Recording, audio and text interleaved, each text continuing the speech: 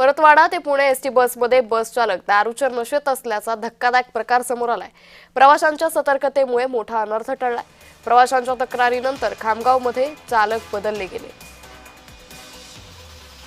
तर धक्कादायक अशी बातमी सध्या समोर येतेय। परतवाडा पुणे एसटी बसमध्ये बस चालक दारूच्या नशेत असल्याचं वास्तव हे समोर आलं। प्रवाशांच्या सतर्कतेमुळे मोठा अनर्थ हा टळलेला आहे। आता अशा पद्धतीने या बस चालकांवर मद्यधुंद बस चालकांवर कशा पद्धतीने कारवाई केली जाणार, यासाठी काय ठोस उपाययोजना सरकारकडून केल्या जातात हे पाहणं अतिशय महत्त्वाचं ठरणार आहे। प्रवाशांच्या तक्रारीनंतर खामगावमध्ये बस चालक हा बदलण्यात आला, मात्र यामुळे प्रवाशांचा मोठा खोळंबाही झाला होता। परतवाडा ते पुणे या एसटी बसमध्ये हा बस चालक नशेत असल्याचं पाहायला मिळालं। त्यानंतर प्रवाशांनी या सगळ्या प्रकरणावरून तीव्र नाराजी व्यक्त केली।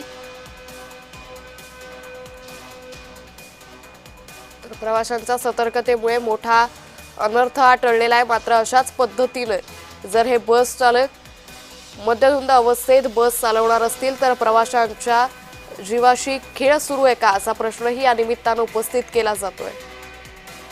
या संदर्भात अधिक माहिती घेऊयात आमचे प्रतिनिधी प्रफुल्ल खंदारे यांच्याकडून। प्रफुल्ल, हा बस चालक दारूच्या नशेत होता, प्रवाशांचं हे सगळं प्रकरण नेमकं कसं लक्षात आलं?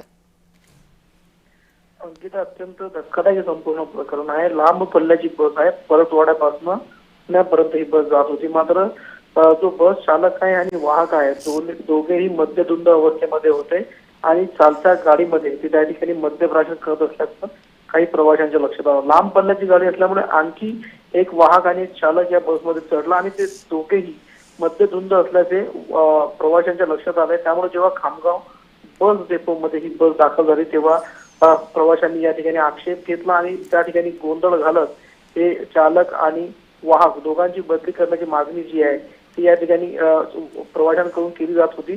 त्यानंतर खामगाव आगाराचे जे काही आगार प्रमुख आहेत त्यांना या ठिकाणी पाचारण करण्यात आलंय।